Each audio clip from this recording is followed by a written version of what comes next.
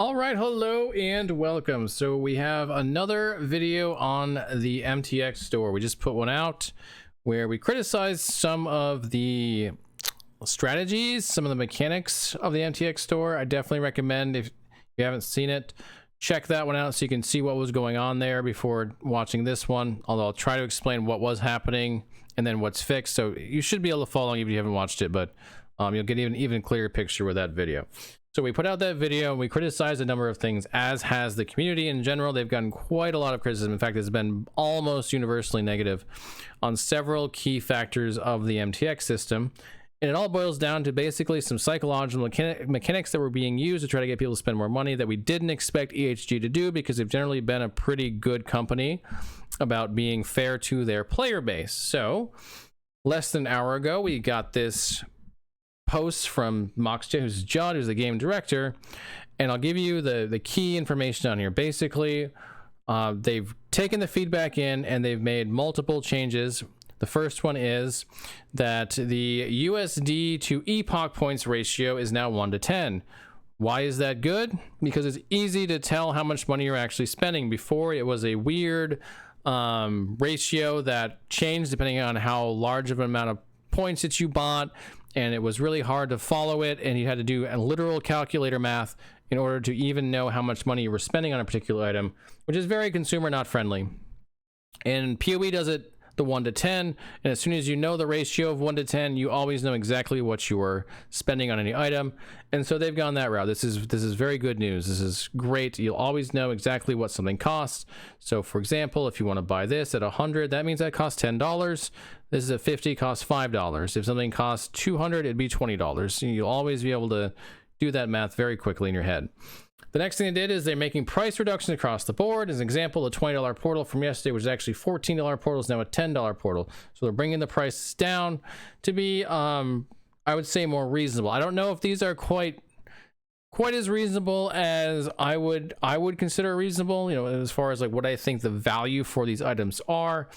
Is this really worth $10 given it's not honestly very high quality? If you look at the animation, which is on the previous post, I made fun of this in the other video. This is a rag and this is a bath towel. Am I going to spend $5 for a rag and $5 for a bath towel, or for a classic WoW Tiger? Probably not. But if the quality of these items comes up dramatically, then maybe they're certainly a lot more reasonable than other games in the genre. They're definitely a lot more reasonable than Path of Exile, and they're almost certainly going to be more reasonable than Diablo 4. So in that regard, I can say that their price point is definitely much better than those games are.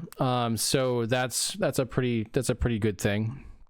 I would like to see them come down maybe a little bit more on this, but I'm not going to complain too much about this. It wasn't honestly my primary concern of the price of these items to begin with. It was more about some of the tactics that were being used to try to sell them. So that's where they're on that. And then the third thing is they're adjusting the epoch points package pricing to directly line up with the cost of items in the store and removing the bonus system.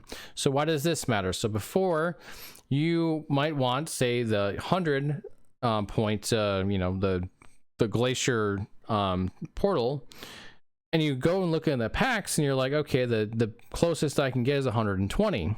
So I always have 20 points left over, which means I'm either wasting money that I spend, or I need to buy another pack to get something else to make up for it. And it almost never lines up. So you almost always have additional money or points that's going to pressure you to buy or spend more money to get more points to spend. Yeah, it's just a constant cycle. This is a very known psychological tactic that these developers generally use. They said, okay, we see you that's not what you want, and so we're removing it. And this is great, because my request was that they remove the point system altogether, because the only value I could see for it was the psychological tactics. What they've done is they've removed all of the psychological tactics, so they're just not there anymore. They've declawed this thing, defanged this thing completely. So we now know exactly how much it costs. $100 or 100 here, 100 points here is $10. And if I want to buy this, I buy the 100 EP. Perfect. The cloak 50, I buy the 50 EP, so I can always buy exactly the amount of points, and they've promised they'll keep these prices like this. They're not going to put in like 125. They'll always be in some sort of denomination that you can buy exactly the amount that you need, so that you're never overbuying points and feeling like you need to spend even more to make up for the points that you're wasting. So these are both great. They also make an argument for why they're keeping the points, and honestly, to me, it doesn't matter whether or not I think that this is super valid. I can see some of it for sure. Some of it I struggle to see. Doesn't really matter because they've taken out all the negatives to it, and so if they feel like there are still positive to it, I'm fine with that.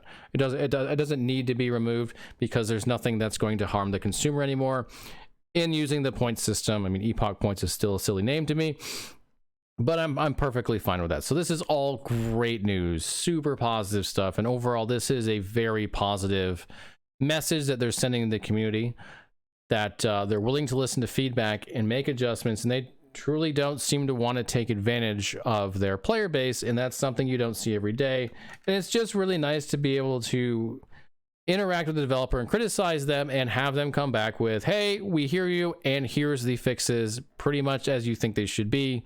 I love it when EHG does this, and it always makes me feel really good about them as a developer, and I love talking positively about them, and I wish I could do it every single time that they did anything. It's just a lot more fun to talk positively. So this is just super, super good. Now, there is a downside, though. I can't completely be positive. I am overall very positive, but we did get the pricing for the supporter packs, and I got some new information on it that I didn't know in the other video that I think is a bit of a downside, a good bit of a downside. So here's the pricing for the supporter packs. It is $20 for the first. These are tiered, by the way. We didn't know that either. I figured they'd all be the same price because they all do seem to me to be about the same quality, but they apparently disagree, and they think some are different quality here. So the Eternal Traveler is 20, the Templar is 30, the Vanquisher is 40, and the Legend is 50. And those do seem to be stacking, and what I mean by that is if you want all four of those, you have to spend 50, 40, 30, and 20 to get them. The $50 one does not give you the lower ones, for example, and you only get the plus 150 additional cosmetic points even in the highest tier one. That's a little weird and definitely different than the industry. So I do have some issues here. These are pretty expensive if you want all of them, and this is going to be every cycle. They're going to be cycling these in and out, which is another thing we'll get to in a minute. You're going to spend 50 plus 40, so that's 90, plus 30, 120, plus 20, that's $140 to get all of these packs if you want all of the cosmetics in it. I know, like in PoE, they get stupid expensive, and so you're not expected to get all the packs, but I just feel like there's another chance here for them to do it yet again, another pro-consumer thing, and yet again they can separate themselves from the competition and show that they really truly respect their player base by making this a more reasonable cost. I would love to see, for example, the Eternal Legend pack come with all of the others, so that you're capped at spending $50 on the supporter packs every season, every cycle, excuse me. Since these are like the best cosmetics, by their own admission, these are the things they want you to be excited about. It means they want you to feel like you should want all of these. And so I feel like they should then be reasonably priced. If these are meant to be like, everyone should be like, these are amazing, then let us buy them all at a fairly reasonable price. And if we spend $50 a cycle on these, that's $15 more than I paid for this game. So that's still a lot of money. I don't think that's a crazy, like, we're lowballing them. I think they would get a really good value out of that and get a lot of people to buy them at that price. I just think that's a huge win for them. The other thing in here is that they're 150 EP per. It's kind of bad value at the Eternal Legend one. But if they did that, where like, okay, 50 gets you all four of these, then they can just stack that 150, 150, 150, 150, and now it's actually good value for that. So I think that's just such a super easy win for them. They're not gouging their customers. $50 is not cheap, but it's also not crazy pricey. You are supporting the devs, so like I can see some argument for like having some stuff that's not super cheap. But also still within reason of what people would generally be willing to spend for something like this. That's just an easy win for me. Now, the other thing about this system that I don't like is it is definitely FOMO. You have to get the supporter packs during the league launch, or you lose out forever. They're only going to be there for that cycle, for the cycle that they're in. Cycle and league are like effectively the same thing. Like a league and PoE, cycle and LE, they're effectively the same thing. I don't like that. I think that these should be allowed to be purchased either over longer periods of time, or these things should go into the cosmetic store, maybe at a bit of a higher markup for individuals after. So there's like value added to buy them in a pack. I'm fine with that.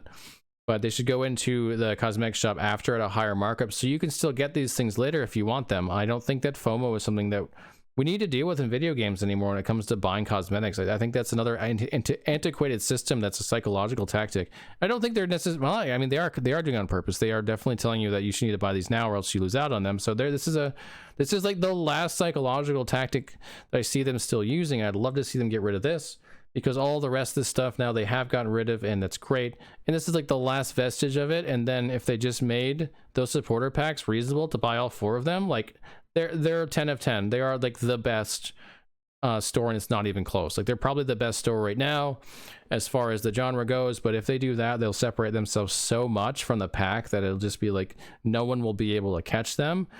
And I just think they would garner so much goodwill with the community if these were reasonably priced, if we just buy them every time, and so many people will be excited to buy them, and it would just be, it would just be so good. So I hope they, as they listen to the feedback on the last stuff, which I don't know if it was because of my video, where like there was a lot of people that are giving us feedback, so they probably just took all of it in and just did something with it. But if they could do that, something like that with supporter packs, man, that would be such a win. It'd be such a massive win. So hopefully they're listening. Hopefully the people are telling the same thing, and we can get everything within this store to be in such a reasonable spot, and I can continue to just promote the respect that EHG is showing for their community for years to come. Thank you so much for watching. I hope you have a great time on Last Epoch. I hope that these changes for you are good and that you like them. Let me know in the comments, and I'll see y'all again real soon.